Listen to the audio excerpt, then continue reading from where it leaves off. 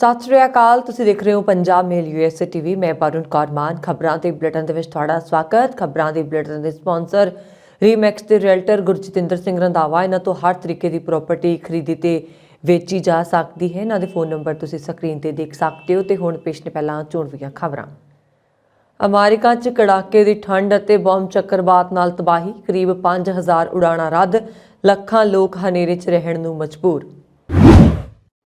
बर्फीले मौसम के कारण अमेरिका सने कैनेडा दे विच भी हज़ारां उड़ाणां प्रभावित। अमरीका जाण दे लई मैक्सीको की कंध टप रहे भारती की मौत।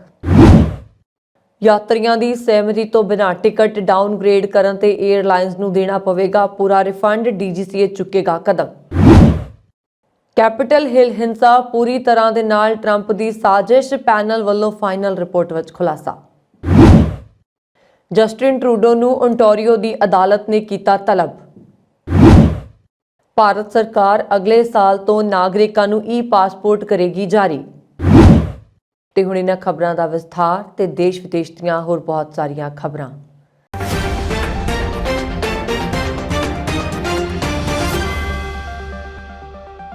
अमरीका 'ਚ इस साल कड़ाके की ठंड ते बर्फबारी ने तबाही मचाई हुई है। इस दे नाल ही बंब चक्रवात कारण 1 लाख तो वध अमरीकियों के घरां की बिजली गुल है, जिस कारण शुक्रवार नूं उन्हां नूं हनेरे विच रहना पिया। दरअसल सर्दियों के बर्फीले तूफान ने अमेरिका नूं घेर लिया, जिस दे नाल हाईवे बंद हो गए ने, उड़ाणां बंद ने ते एक खतरनाक मौसम क्रिसमस यात्रियों के लिए मुसीबत बन गया। भारी बर्फ दे विच हवा इन्नी ठंडी है कि उबलदे पानी नूं तुरंत बर्फ विच बदल दिंदी है। रिपोर्टां दे मुताबक अमेरिका की 70% आबादी मौसम की चेतावनी के अधीन है। एक समाज सेवी संस्था के मुताबक एल पासो टेक्सास दे विच मैक्सीको तो हताश प्रवासियों ने चर्चां, स्कूलों ते नागरिकां केंद्रां 'च शरण लई, जिस करके इन्हां थावां ते भीड़ इकट्ठा हो गई है। पर कुछ ने अजे भी इमीग्रेशन के डरों 15 फॉर्न हीट विच बाहर रहण की चोण की। उत्तरी ਅਤੇ दक्षिणी डकोटा, अल्काहोमा, आयोवा ਅਤੇ होर थावां ते आवाजाई विभागां ने लगभग जीरो विजिबिलिटी व्हाइट हाउस बर्फ ਦੇ ਨਾਲ ਢਕਿਆ सड़कों ਅਤੇ बर्फीले तूफान ਦੀਆਂ स्थिति की रिपोर्ट की है ਤੇ ਲੋਕਾਂ ਨੂੰ ਘਰ ਵਿੱਚ ਰਹਿਣ ਦੀ ਅਪੀਲ ਵੀ ਹੈ। ਵੀਰਵਾਰ ਨੂੰ ਓਕਲਾਹੋਮਾ ਵਿੱਚ ਘੱਟ ਤੋਂ ਘੱਟ 2 ਮੌਤਾਂ ਦੀ ਰਿਪੋਰਟ ਕੀਤੀ ਗਈ ਹੈ। ਕੈਂਟਕੀ ਦੇ ਗਵਰਨਰ ਨੇ ਆਪਣੇ ਰਾਜ ਵਿੱਚ 3 ਲੋਕਾਂ ਦੀ ਮੌਤ ਦੀ ਪੁਸ਼ਟੀ ਕੀਤੀ ਹੈ। ਸਥਾਨਕ ਮੀਡੀਆ ਦੇ ਮੁਤਾਬਕ ਓਹਾਈਓ ਵਿੱਚ 50 ਵਾਹਨਾਂ ਦੇ ਢੇਰ ਵਿੱਚ ਘੱਟੋ ਘੱਟ 1 ਵਿਅਕਤੀ ਦੀ ਮੌਤ ਹੋ ਗਈ ਹੈ, ਜਦੋਂ ਕਿ ਮਿਸ਼ੀਗਨ ਵਿੱਚ 9 ਟਰੈਕਟਰ ਟ੍ਰੇਲਰਾਂ ਦੇ ਇੱਕ ਹਾਦਸੇ ਨੇ ਆਵਾਜਾਈ ਵਿੱਚ ਵਿਘਨ ਪਾਇਆ। ਵਾਹਨ ਚਾਲਕਾਂ ਨੂੰ ਸੜਕਾਂ ਤੇ ਨਾ ਜਾਣ ਦੀ ਚੇਤਾਵਨੀ ਦਿੱਤੀ ਜਾ ਰਹੀ ਹੈ। Flight tracking website FlightAware ਦੇ ਮੁਤਾਬਕ ਨਿਊਯਾਰਕ, ਸਿਆਟਲ ਅਤੇ ਸ਼ਿਕਾਗੋ ਦੇ ਓਹੇਅਰ ਵਿੱਚ ਕਈ ਅੰਤਰਰਾਸ਼ਟਰੀ ਹੱਬਾਂ ਵਿੱਚ ਸ਼ੁੱਕਰਵਾਰ ਨੂੰ ਲਗਭਗ 5000 US ਉਡਾਣਾਂ ਨੂੰ ਰੱਦ ਕਰ ਦਿੱਤਾ ਅਤੇ ਹੋਰ 7600 ਦਾ ਸਮਾਂ ਬਦਲ ਦਿੱਤਾ ਗਿਆ। NWS ने ट्वीट किया है कि टोरंटो विच भी मौसम विज्ञानी KLC मैकवेन ने एरी झील विच 26 फुट तक दीआं लहरां की रिपोर्ट की, जदों कि फेयरपोर्ट हॉर्वर ओहियो विच 74 मील प्रति घंटे की रफ्तार दे नाल हवावां की रिपोर्ट है। कैनेडा ਅਤੇ ਅਮਰੀਕਾ ਦੇ ਕੁਝ ਖੇਤਰਾਂ ਵਿੱਚ ਬਰਫੀਲੇ ਤੂਫਾਨ ਮੌਸਮ ਕਾਰਨ ਜਨਜੀਵਨ ਪ੍ਰਭਾਵਿਤ ਹੋ ਰਿਹਾ ਅਤੇ ਸਕੂਲ ਬੰਦ ਕਰਨ ਪਏ ਨੇ। 에ਅਰ ਕੈਨੇਡਾ ਅਤੇ ਵੈਸਟਜੈਟ 에ਅਰਵੇਜ਼ ਦੀਆਂ 1000 ਤੋਂ ਵੱਧ ਉਡਾਣਾਂ ਰੱਦ ਕੀਤੇ ਜਾਣ ਦੀ ਖਬਰ ਹੈ ਅਤੇ ਅੱਧੇ ਤੋਂ ਵੱਧ ਉਡਾਣਾਂ ਦੇਰੀ ਦੇ ਨਾਲ ਆ ਜਾ ਰਹੀਆਂ ਨੇ। ਇਸ ਤੋਂ ਹੋਰਨਾਂ ਸ਼ਹਿਰਾਂ ਦੇ ਨਾਲ ਹੀ ਟੋਰੰਟੋ, ਪੀਅਰਸਨ ਇੰਟਰਨੈਸ਼ਨਲ 에ਅਰਪੋਰਟ ਅਤੇ ਵੈਨਕੂਵਰ ਅੰਤਰਰਾਸ਼ਟਰੀ ਹਵਾਈ ਅੱਡੇ ਵੀ ਪ੍ਰਭਾਵਿਤ ਹੋ ਰਹੇ ਨੇ ਅਤੇ ਕਈ ਮੁਸਾਫਰ ਰਾਹਾਂ 'ਚ ਹੀ ਪਰੇਸ਼ਾਨੀ ਚੱਲ ਰਹੇ ਨੇ। ਅਜਿਹੀ ਸਥਿਤੀ ਦੇ ਵਿੱਚ ਕ੍ਰਿਸਮਸ ਦੀਆਂ ਸਾਲਾਨਾ ਛੁੱਟੀਆਂ ਮੌਕੇ ਦੇਸ਼ ਅਤੇ ਵਿਦੇਸ਼ਾਂ ਨੂੰ ਜਾਣ ਵਾਲੇ ਲੋਕਾਂ ਦੇ ਸਫ਼ਰ ਕਰਨ ਦੇ ਪ੍ਰੋਗਰਾਮ ਰੱਦ ਹੋ ਰਹੇ ਨੇ। गैर कानूनी ढंग नाल अमरीका जाण वाले प्रवासियों की गिणती लगातार वधदी जा रही है। भारत तो भी बहुत सारे लोग अमेरिका जाण दे लई एक खतरा मुल लैंदे ने। भावें हुण तक बहुत सारे लोगों की इस दे दौरान मौत हो चुकी है, पर फिर भी लोगों का इस पासे रुझान वधदा जा रहा। बीते साल जिथे कैनेडा वाले पासे अमरीकी सरहद पार कर रहे 4 जीआं दा जो गुजराती परिवार से ठंड विच जम के मौत दे मूँह चल गया सी, उत्थे हुण अपनी पत्नी ते बच्चे सने मैक्सीको की कंध टपदे एक गुजराती ਦੀ मौत हो गई, जबकि उसकी पत्नी ते बच्चा गंभीर जख्मी हुए ने। डायरैक्टोरेट जनरल ऑफ सिविल एविएशन यानी कि DGCA यात्रियों को राहत देने के लिए वड्डा कदम चुकन जा रहा। दरअसल DGCA उन्हां यात्रियों को मुआवजा देने के लिए नियम जारी करेगा जिन्हां दी यात्रा टिकटां नूं उन्हां दी सहमति तो बिना एयरलाइनां दे द्वारा डाउनग्रेड किया गया। DGCA ਨੇ ਇਹ ਕਦਮ ਯਾਤਰੀਆਂ ਨੂੰ ਉਹਨਾਂ ਦੀ ਸਹਿਮਤੀ ਤੋਂ ਬਿਨਾਂ ਜਾਰੀ ਕੀਤੀਆਂ ਟਿਕਟਾਂ ਨੂੰ ਡਾਊਨਗ੍ਰੇਡ ਕਰਨ ਦੀਆਂ ਵੱਧ ਰਹੀਆਂ ਸ਼ਿਕਾਇਤਾਂ ਦੇ ਮੱਦੇਨਜ਼ਰ ਚੁੱਕਿਆ ਹੈ। ਮੀਡੀਆ ਰਿਪੋਰਟਾਂ ਦੇ ਅਨੁਸਾਰ DGCA ਨੇ ਸ਼ੁੱਕਰਵਾਰ ਨੂੰ ਕਿਹਾ ਕਿ ਜੇਕਰ ਕੋਈ ਸੋਧ ਕੀਤੀ ਜਾਂਦੀ ਹੈ ਤਾਂ ਇੱਕ ਯਾਤਰੀ ਜਿਸ ਨੂੰ ਅਣਇੱਛਤ ਤੌਰ ਤੇ ਟਿਕਟ ਦੀ ਸ਼੍ਰੇਣੀ ਤੋਂ ਘਟਾਇਆ ਜਾਂਦਾ ਹੈ ਉਹ ਟਿਕਟ ਦੀ ਪੂਰੀ ਕੀਮਤ ਪ੍ਰਾਪਤ ਕਰਨ ਦਾ ਹੱਕਦਾਰ ਹੋਏਗਾ, ਜਿਸ ਵਿੱਚ ਟੈਕਸ ਵੀ ਸ਼ਾਮਲ ਹੈ। 에ਅਰਲਾਈਨ ਦੀ ਆਗਿਆ ਦਿੱਤੀ ਜਾਏਗੀ ਔਰ ਨਾਲ ਹੀ 에ਅਰਲਾਈਨਸ ਨੂੰ ਯਾਤਰੀ ਨੂੰ ਅਗਲੀ ਉਪਲਬਧ ਕਲਾਸ ਵਿੱਚ ਮੁਫਤ ਯਾਤਰਾ ਕਰਨ ਦੀ ਸਹੂਲਤ ਪ੍ਰਦਾਨ ਕੀਤੀ ਜਾਏਗੀ। ਹਿੱਸੇਦਾਰਾਂ ਦੇ ਨਾਲ ਸਲਾਹ ਮਸ਼ਵਰੇ ਤੋਂ ਬਾਅਦ 에ਅਰਲਾਈਨਾਂ ਉਡਾਣਾਂ ਦੀ ਰੈਗੂਲੇਟਰੀ ਸੰਸਥਾ DGCA ਦੁਆਰਾ ਅੰਤਿਮ ਨਿਯਮ ਜਾਰੀ ਕੀਤੇ ਜਾਣਗੇ। ਹਵਾਬਾਜ਼ੀ ਰੈਗੂਲੇਟਰਾਂ ਨੇ ਇਹ ਵੀ ਤਜਵੀਜ਼ ਕੀਤੀ ਹੈ ਕਿ 에ਅਰਲਾਈਨਸ ਨੂੰ ਅਜਿਹੇ ਯਾਤਰੀਆਂ ਨੂੰ ਜਾਣਨਾ ਚਾਹੀਦਾ ਹੈ ਜਿਨ੍ਹਾਂ ਨੂੰ ਅਗਲੀ ਉਪਲਬਧ ਸ਼੍ਰੇਣੀ ਵਿੱਚ ਹੇਠਾਂ ਕਰ ਦਿੱਤਾ ਗਿਆ। ਇਸ ਤੋਂ ਇੱਕ ਯਾਤਰੀ ਜਿਸ ਨੂੰ ਅਣਇੱਛਤ ਤੌਰ ਤੇ ਟਿਕਟ ਦੀ ਬੁੱਕ ਕੀਤੀ ਸ਼੍ਰੇਣੀ ਤੋਂ ਡਾਊਨਗ੍ਰੇਡ ਕੀਤਾ ਗਿਆ ਹੈ ਨੂੰ 에ਅਰਲਾਈਨ ਤੋਂ ਰਿਫੰਡ ਦੇ ਰੂਪ ਵਿੱਚ ਟੈਕਸਾਂ ਸਮੇਤ ਟਿਕਟ ਦਾ ਪੂਰਾ ਮੁੱਲ ਪ੍ਰਾਪਤ ਕਰਨ ਦੀ ਆਗਿਆ ਮਿਲੇਗੀ ਅਤੇ 에ਅਰਲਾਈਨ ਯਾਤਰੀ ਨੂੰ ਅਗਲੀ ਉਪਲਬਧ ਸ਼੍ਰੇਣੀ ਵਿੱਚ ਮੁਫਤ ਲੈ ਕੇ ਜਾਏਗੀ। DGCA ਦੇ ਪ੍ਰਧਾਨ ਅਰੁਣ ਕੁਮਾਰ ਨੇ ਕਿਹਾ ਕਿ ਇਹ ਨਿਯਮ ਭਾਰਤ ਤੋਂ ਚੱਲਣ ਵਾਲੀਆਂ ਸਾਰੀਆਂ 에ਅਰਲਾਈਨਸ ਤੇ ਲਾਗੂ ਹੋਣਗੇ। ਰੈਗੂਲੇਟਰ ਨੇ ਕਿਹਾ ਕਿ DGCA ਆਪਣੀ ਨਾਗਰਿਕ ਹਵਾਬਾਜ਼ੀ ਲੋੜ ਸੈਕਸ਼ਨ 3 ਸੀਰੀਜ਼ M ਭਾਗ 4 ਵਿੱਚ ਸੋਧ ਕਰਨ ਦੀ ਪ੍ਰਕਿਰਿਆ ਵਿੱਚ ਹੈ ਤਾਂ ਜੋ ਉਹਨਾਂ ਦੀਆਂ ਟਿਕਟਾਂ ਦੇ ਡਾਊਨਗ੍ਰੇਡ ਨਾਲ ਪ੍ਰਭਾਵਿਤ ਹਵਾਈ ਯਾਤਰੀਆਂ ਦੇ ਅਧਿਕਾਰਾਂ ਦੀ ਰੱਖਿਆ ਕੀਤੀ ਜਾ ਸਕੇ। ਅੰਤਮ ਨਿਯਮ ਪ੍ਰਕਾਸ਼ਿਤ ਹੋਣ ਤੋਂ ਪਹਿਲਾਂ ਪ੍ਰਸਤਾਵ ਨੂੰ ਹਿੱਸੇਦਾਰਾਂ ਦੇ ਨਾਲ ਸਲਾਹ ਮਸ਼ਵਰਾ ਕਰਨਾ ਪੈਂਦਾ ਹੈ। ਇਹ ਅਗਲੇ 30 ਦਿਨਾਂ ਦੇ ਲਈ ਜਨਤਕ ਸਲਾਹ ਮਸ਼ਵਰੇ ਲਈ ਵੀ ਖੁੱਲ੍ਹਾ ਹੈ। ਇਹ ਬਦਲਾਅ ਕਰਨ ਦਾ ਪ੍ਰਸਤਾਵ ਅਜਿਹੇ ਸਮੇਂ 'ਚ ਆਇਆ ਜਦੋਂ ਭਾਰਤ ਵਿੱਚ 에ਅਰਲਾਈਨਸ ਕਥਿਤ ਤੌਰ ਤੇ ਬਿਜ਼ਨਸ ਕਲਾਸ ਦੀਆਂ ਟਿਕਟਾਂ ਵਾਲੇ ਯਾਤਰੀਆਂ ਨੂੰ ਅਰਥ ਵਿਵਸਥਾ ਦੇ ਲਈ ਘਟਾ ਰਹੀਆਂ ਨੇ। ਅਮਰੀਕੀ ਸੰਸਦੀ ਕੰਪਲੈਕਸ ਤੇ 2021 ਨੂੰ ਹੋਏ ਹਮਲੇ ਦੀ ਜਾਂਚ ਕਰ ਰਹੀ ਹਾਊਸ ਜਨਵਰੀ 6 ਕਮੇਟੀ ਨੇ ਆਪਣੀ ਆਖਰੀ ਰਿਪੋਰਟ ਵਿੱਚ ਕਿਹਾ ਕਿ ਸਾਬਕਾ ਰਾਸ਼ਟਰਪਤੀ ਡੋਨਾਲਡ ਟਰੰਪ ਨੇ ਅਪਰਾਧਿਕ ਢੰਗ ਦੇ ਨਾਲ 2020 ਦੀਆਂ ਰਾਸ਼ਟਰਪਤੀ ਚੋਣਾਂ ਦੇ ਵੈਧ ਨਤੀਜੇ ਪਲਟਾਉਣ ਦੀ ਇੱਕ ਵੱਡੀ ਸਾਜ਼ਿਸ਼ ਰਚੀ ਅਤੇ ਉਹ ਆਪਣੇ ਹਮਾਇਤੀਆਂ ਨੂੰ ਕੈਪੀਟਲ ਹਿੱਲ ਤੇ ਹਮਲਾ ਕਰਨ ਤੋਂ ਰੋਕਣ 'ਚ ਨਾਕਾਮ ਰਹੇ। ਕਮੇਟੀ ਨੇ ਸਾਬਕਾ ਰਾਸ਼ਟਰਪਤੀ ਦੀਆਂ ਗਤੀਵਿਧੀਆਂ ਅਤੇ ਕਰੀਬ 2 ਸਾਲ ਪਹਿਲਾਂ ਵਾਪਰੀ ਇਸ ਹਿੰਸਕ ਘਟਨਾ ਦੀ 18 ਮਹੀਨੇ ਤੱਕ ਜਾਂਚ ਤੋਂ ਬਾਅਦ ਇਹ ਰਿਪੋਰਟ ਪੇਸ਼ ਕੀਤਾ ਹੈ। ਕਮੇਟੀ ਦੇ ਚੇਅਰਮੈਨ ਤੇ ਮਿਸੀਸਿਪੀ ਤੋਂ ਨੁਮਾਇੰਦੇ ਬੈਨੀ ਥਾਮਸਨ ਨੇ ਰਿਪੋਰਟ 'ਚ ਲਿਖਿਆ ਕਿ ਅੱਗ ਟਰੰਪ ਨੇ ਲਾਈ ਸੀ। ਕਮੇਟੀ ਨੇ ਆਪਣੀ 814 ਪੰਨਿਆਂ ਦੀ ਰਿਪੋਰਟ ਬੀਤੇ ਦਿਨ ਜਾਰੀ ਕੀਤੀ ਹੈ। ਇਸ ਦੇ ਲਈ 1000 ਤੋਂ ਵੱਧ ਗਵਾਹਾਂ ਤੋਂ ਪੁੱਛ ਪੜਤਾਲ ਕੀਤੀ ਗਈ ਅਤੇ ਲੱਖਾਂ ਸਫ਼ਿਆਂ ਤੇ ਦਸਤਾਵੇਜ਼ਾਂ ਦੀ ਪੜਤਾਲ ਕੀਤੀ ਗਈ। ਟਰੰਪ ਦੇ ਕਈ ਨੇੜਲੇ ਸਹਿਯੋਗੀਆਂ ਤੋਂ ਲੈ ਕੇ ਕਾਨੂੰਨ ਬਣਾਉਣ ਵਾਲੇ ਕੁਝ ਅਧਿਕਾਰੀਆਂ ਤੋਂ ਕੁਝ ਪ੍ਰਦਰਸ਼ਨਕਾਰੀਆਂ ਤੋਂ ਪੁੱਛ ਪੜਤਾਲ ਕੀਤੀ ਗਈ। ਇਸ ਹਿੰਸਕ ਬਗਾਵਤ ਤੋਂ ਪਹਿਲਾਂ ਦੇ ਕਈ ਹਫ਼ਤਿਆਂ ਤੱਕ ਟਰੰਪ ਦੀਆਂ ਗਤੀਵਿਧੀਆਂ ਤੇ ਗੌਰ ਕੀਤਾ ਗਿਆ ਅਤੇ ਇਸ ਗੱਲ ਦੀ ਵੀ ਜਾਂਚ ਕੀਤੀ ਗਈ ਹੈ ਕਿ ਚੋਣਾਂ 'ਚ ਮਿਲੀ ਹਾਰ ਨੂੰ ਤਬਦੀਲ ਕਰਨ ਦੇ ਲਈ ਉਹਨਾਂ ਦੀਆਂ ਮੁਹਿੰਮਾਂ ਨੇ ਕਿਸ ਤਰ੍ਹਾਂ ਲੋਕਾਂ ਨੂੰ ਸਿੱਧੇ ਤੌਰ ਤੇ ਪ੍ਰਭਾਵਿਤ ਕੀਤਾ। ਜਿਨ੍ਹਾਂ 6 ਜਨਵਰੀ 2021 ਨੂੰ ਪੁਲਿਸ ਨਾਲ ਧੱਕਾ ਮੁੱਕੀ ਕੀਤੀ ਅਤੇ ਕੈਪੀਟਲ ਹਿੱਲ ਦੀਆਂ ਖਿੜਕੀਆਂ ਤੇ ਦਰਵਾਜ਼ੇ ਤੋੜੇ। ਰਿਪੋਰਟ ਵਿੱਚ ਕਿਹਾ ਗਿਆ ਹੈ ਕਿ 6 ਜਨਵਰੀ ਦੀ ਘਟਨਾ ਦੀ ਮੁੱਖ ਵਜ੍ਹਾ ਕੇਵਲ ਇੱਕ ਸ਼ਖਸ ਸਾਬਕਾ ਰਾਸ਼ਟਰਪਤੀ ਡੋਨਾਲਡ ਟਰੰਪ ਸਨ। 9 ਮੈਂਬਰੀ ਕਮੇਟੀ ਨੇ ਕਿਹਾ ਕਿ ਬਗਾਵਤ ਨੇ ਲੋਕਤੰਤਰ ਦੇ ਲਈ ਗੰਭੀਰ ਖਤਰਾ ਖੜਾ ਕੀਤਾ ਅਤੇ ਅਮਰੀਕੀ ਸੰਸਦ ਮੈਂਬਰਾਂ ਦੀ ਜ਼ਿੰਦਗੀ ਨੂੰ ਖਤਰੇ 'ਚ ਪਾਇਆ।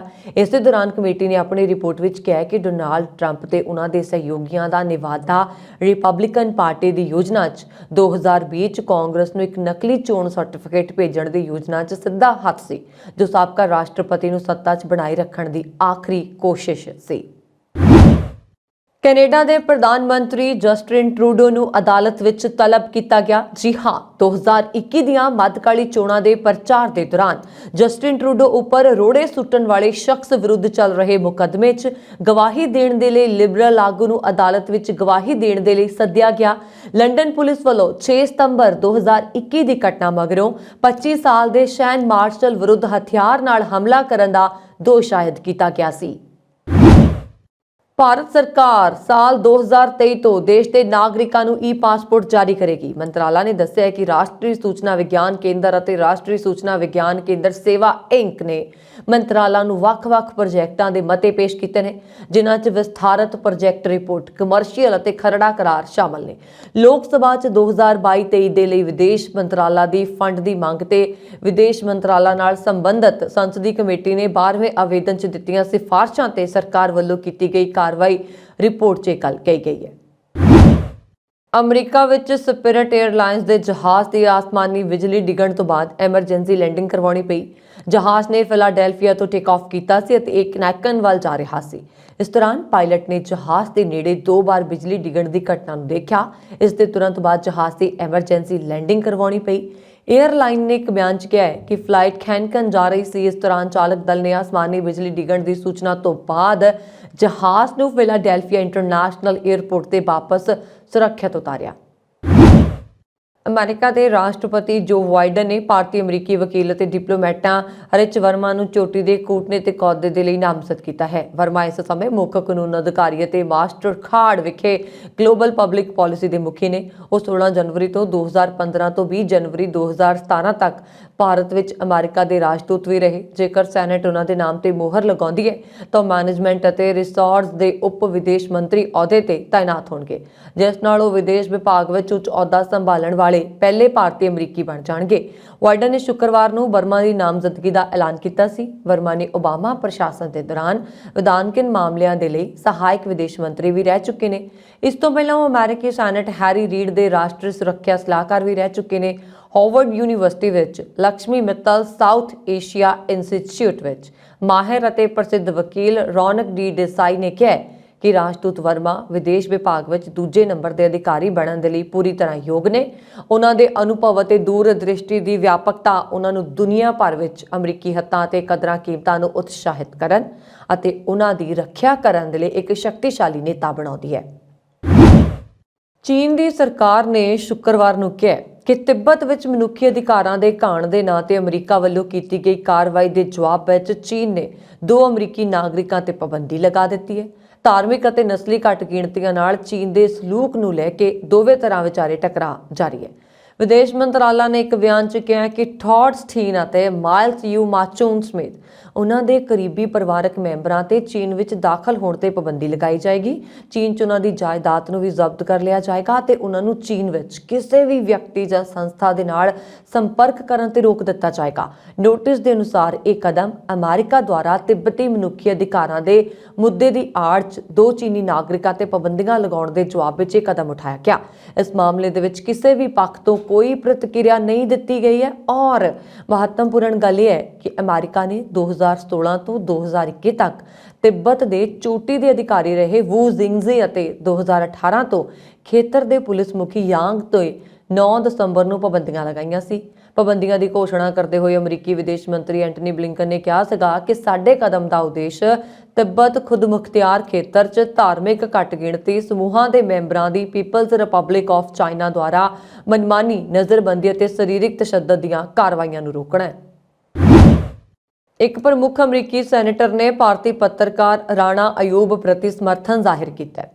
ਜਾਰੀ ਇੱਕ ਬਿਆਨ ਦੇ ਵਿੱਚ ਡੈਮੋਕ੍ਰੈਟਿਕ ਸੈਨੇਟਰ ਪੈਟਰਿਕ ਲੀ ਨੇ ਕਿਹਾ ਕਿ ਰਾਣਾ ਅਯੂਬ ਇੱਕ ਪੁਰਸਕਾਰ ਜੇਤੂ ਭਾਰਤੀ ਪੱਤਰਕਾਰ ਹੈ ਜਿਸਨੇ ਭਾਰਤ ਅਤੇ ਧਾਰਮਿਕ ਹਿੰਸਾ, ਗੈਰ ਨਿਆਇਕ ਕਤਲ ਅਤੇ ਸਮਾਜਿਕ ਹਿੱਤਾਂ ਦੇ ਨਾਲ ਜੁੜੇ ਮਾਮਲਿਆਂ ਤੇ ਬਹਾਦਰੀ ਨਾਲ ਪੱਤਰਕਾਰੀ ਕੀਤੀ। ਉਹਨਾਂ ਨੇ ਕਿਹਾ ਕਿ ਅਯੂਬ ਦਾ ਕੰਮ ਉਦੇਸ਼ ਤੇ ਆਧਾਰਿਤ ਹੈ ਅਤੇ ਉਹ ਭਾਰਤ ਤੇ ਉਹਨਾਂ ਆਦਰਸ਼ਾਂ ਪ੍ਰਤੀ ਉਹਨਾਂ ਦੇ ਪਿਆਰ ਤੋਂ ਪ੍ਰੇਰਿਤ ਹੈ ਜਿਨ੍ਹਾਂ ਦੇ ਲਈ ਉਹਨਾਂ ਦਾ ਦੇਸ਼ ਆਵਾਜ਼ ਚੁੱਕਦਾ ਹੈ। ਇਸ ਦੇ ਬਾਵਜੂਦ ਉਹਨਾਂ ਨੂੰ ਆਨਲਾਈਨ ਪਰੇਸ਼ਾਨੀ, ਟ੍ਰੋਲਿੰਗ, ਜਾਨੋਂ ਮਾਰਨ ਦੀਆਂ ਧਮਕੀਆਂ ਅਤੇ ਬੇਬੁਨਿਆਦ ਸਰਕਾਰੀ ਵਿਰੋਧ ਦਾ ਸਾਹਮਣਾ ਕਰਨਾ ਪਿਆ। ਵਾਰਮੌਟ ਦੇ ਸੈਨੇਟਰ ਲਈ ਨੇ ਕਿਹਾ ਕਿ ਅਯੂਬ ਦੀ ਆਵਾਜ਼ ਦਬਾਉਣ ਦੇ ਲਈ ਸਰਕਾਰੀ ਅਧਿਕਾਰੀਆਂ ਦੇ ਭਾਰੀ ਦਬਾਅ ਦੇ ਬਾਵਜੂਦ ਉਹਨਾਂ ਵੱਲੋਂ ਸੱਤਾ ਦੀ ਦੁਰਵਰਤੋਂ ਕਰਨ ਵਾਲੇ ਲੋਕਾਂ ਦਾ ਪਰਦਾਫਾਸ਼ ਕਰਨਾ ਜਾਰੀ ਹੈ। Committee to protocol journalist the report ਦਾ ਹਵਾਲਾ ਦਿੰਦਿਆਂ ਲਈ ਨੇ ਕਿਹਾ ਕਿ ਸਾਲ 2022 ਵਿੱਚ ਮਹਿਜ਼ ਆਪਣੇ ਫਰਜ਼ਾਂ ਦਾ ਪਾਲਣ ਕਰਨ ਬਦਲੇ ਦੁਨੀਆ ਭਰ ਵਿੱਚ ਘੱਟੋ-ਘੱਟ 38 ਪੱਤਰਕਾਰਾਂ ਦੀ ਹੱਤਿਆ ਕੀਤੀ ਗਈ, ਜਦਕਿ 294 ਨੂੰ ਜੇਲ੍ਹ ਅੰਦਰ ਡੱਕਿਆ ਗਿਆ ਅਤੇ 64 ਹੱਲੇ ਵੀ ਲਾਪਤਾ ਨੇ।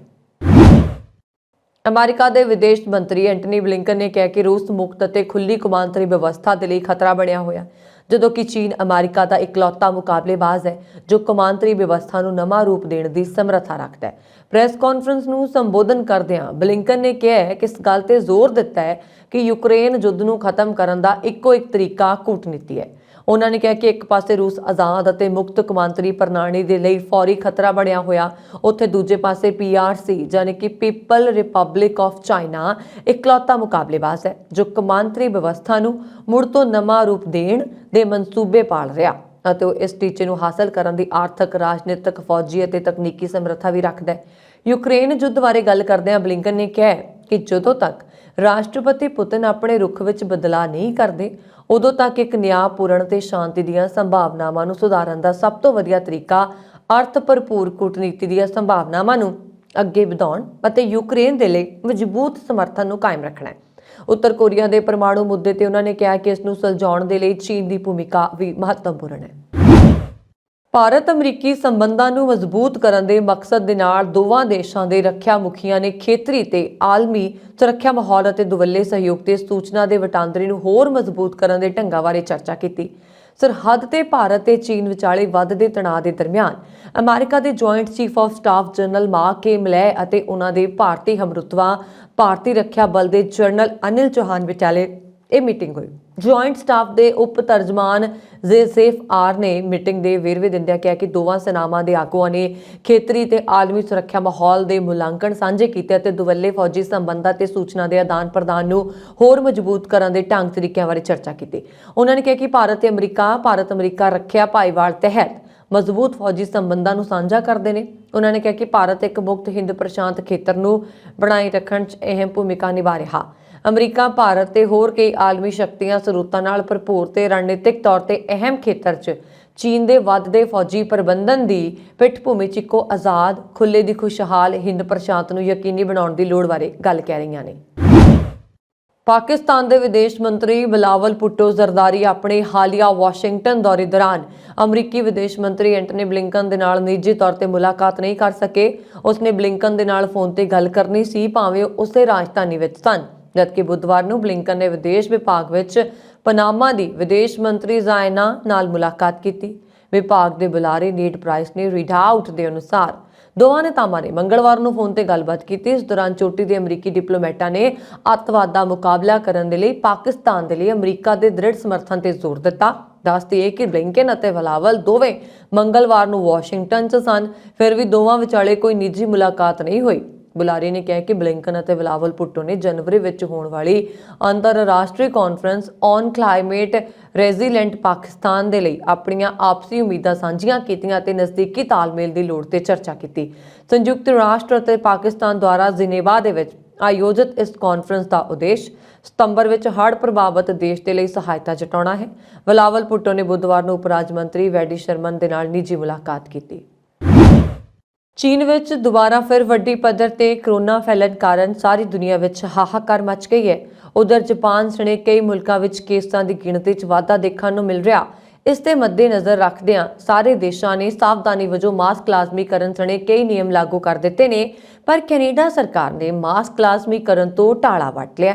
प्रधानमंत्री जस्टिन ट्रूडो ने इस संबंधी कहा कि फैडरल सरकार की अजे देश विच मास्क लाजमीकरण की कोई योजना नहीं है, पर उन्होंने देशवासियों को सावधानियां वरतन की जरूर सलाह दी है। कनेडा विच इस साल हवाई अड्डियां ते पैदा हुए हालात एयरलाइनस विरुद्ध शिकायतां वधण दा कारण भी बने, पर ताज़ा अंकड़े दर्शाउंदे ने कि सस्तियां दरां ते सफ़र करवाउण वालियां एयरलाइनस दे विच शिकायतां ज़्यादा आ रहीआं ने। अप्रैल तो सितंबर तक कनेडियन ट्रांसपोर्ट एजेंसी नूं सब तो वध शिकायतां फ्लेयर एयरलाइनस विरुद्ध मिलियां, जबकि दूजे नंबर ते स्वूप एयरलाइनस रही। लंडन तो टिलबरी तक ਵੱਖ-ਵੱਖ सड़क हादसे वापरे। ओंटारियो प्रोविंशियल पुलिस के मुताबिक हादसों के 100 तो उपर गड्डियां के हादसे हो चुके हैं, पर किसी जानी नुकसान की खबर नहीं है।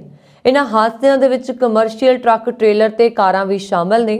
हाइड्रो वन के अनुसार इस बर्फीले तूफान कारण देश की राजधानी ओटावा ते होर कई शहरों के लख तो उपर घर बिजली तो वांझे हो गए। नियाग्रा फॉल के नज़दीक अमेरिका जाने वाला पुल खराब मौसम कारण बंद कर दिता गया है। मौसम विभाग के अनुसार शनिवार सवेर तक बर्फबारी बंद हो जाएगी, पर ठंड का कहर मंगलवार तक जारी रहेगा। सूबे के कई गुरुद्वारा साहिबाना ने जानकारी साझी की है कि लोड़वंदां दे लई दिन रात लंगर प्रशादे लई गुरु घरां दे दरवाजे हर वार की तरह चल रहे शहीदी हफ्ते दौरान खुले ने। ब्रिटेन दे विच पासपोर्ट की जांच करन वाले सरकारी कर्मचारियों की हड़ताल कारण ब्रिटेन के हवाई अड्डियां ते यात्रियों नूं उड़ाण च देरी का सामना करना पै रहा और हो सकता है होर भी पै सके। ये मुलाजम अपनियां तनख्वाहां संबंधी मंगां नूं लैके हड़ताल ते ने। बॉर्डर फोर्स के कर्मचारियों की हड़ताल ਅਗਲੇ ਹਫਤੇ ਮੰਗਲਵਾਰ ਨੂੰ ਛੱਡ ਕੇ ਇਸ ਸਾਲ ਦੇ ਅੰਤ ਤੱਕ ਜਾਰੀ ਰਹਿਣ ਦੀ ਸੰਭਾਵਨਾ ਹੈ। ਹੜਤਾਲ ਨਾਲ ਹਜ਼ਾਰਾਂ ਯਾਤਰੀ ਪ੍ਰਭਾਵਿਤ ਹੋਣਗੇ।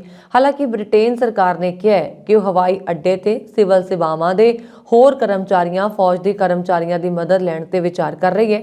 ਇਸ ਹੜਤਾਲ ਨੇ ਪ੍ਰਧਾਨ ਮੰਤਰੀ ਰਿਸ਼ੀ ਸੁਨਕ ਦੀ ਕੰਜ਼ਰਵੇਟਿਵ ਪਾਰਟੀ ਦੀ ਸਰਕਾਰ ਤੇ ਦਬਾਅ ਵਧਾ ਦਿੱਤਾ, ਜਿਸ ਨੇ ਸਿਵਲ ਸੇਵਾ ਕਰਮਚਾਰੀਆਂ ਦੇ ਦੁਆਰਾ ਤਨਖਾਹ ਵਧਾਉਣ ਦੀਆਂ ਮੰਗਾਂ ਨੂੰ ਮੰਨਣ ਤੋਂ ਇਨਕਾਰ ਦਿੱਤਾ।